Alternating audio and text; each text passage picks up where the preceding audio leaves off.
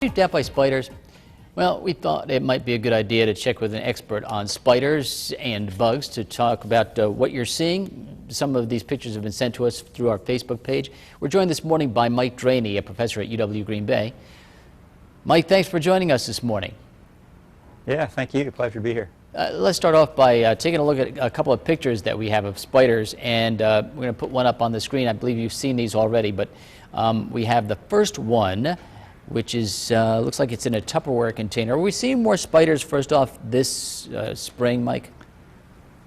Yeah, a lot of people have asked me if there's a lot more spiders nowadays because they see so many photos on Facebook and email, but I think it's really mostly due to the fact that there's a lot better digital cameras and people have better ways of taking pictures and showing the spiders to their friends. Yeah, true. Now this one was found around the area. What is this spider? It's in the I think I can't see the spider, but I think that's a fishing spider, which is the largest spider that we have in Wisconsin. It's called fishing because it can dive into water and catch small fish and small aquatic insects, and harmless, even though it's fairly large. Yeah, I mean, it'd creep me out if I saw it too. And now we have another picture of a spider too, and this one is in a glass jar. It's much smaller. What type of spider is this? You know, I don't remember what, I can't see the feed right now, and I don't remember what she showed me. Well, let's just talk about, you were talking about spiders in general. You know, it is kind of interesting because you have the same reaction I do for tornadoes. People think there are more tornadoes being reported, and it's just that folks have a lot better video cameras and better cameras. But that seems to be the case as far as spiders are concerned too, right?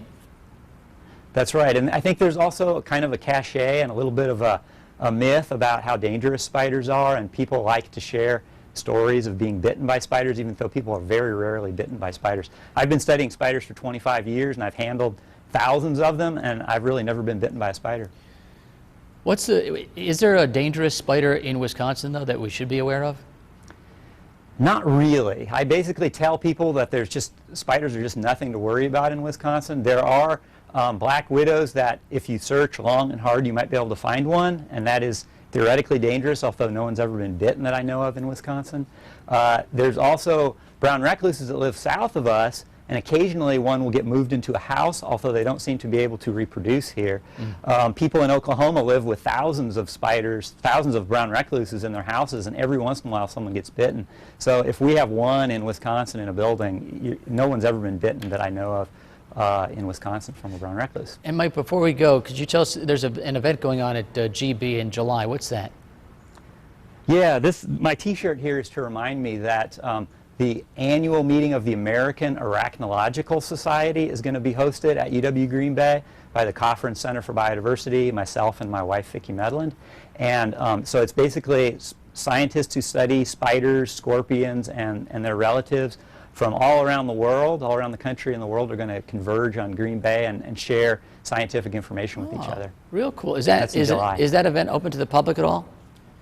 Yeah, there is a public event. It's going to be Sunday night, July 22nd. We're going to have sort of a casual night with arachnids where we show interesting videos, photos, and things like that from weird spiders from around the world. All right, Mike, thank you very much for joining us. We'll check back with you next hour.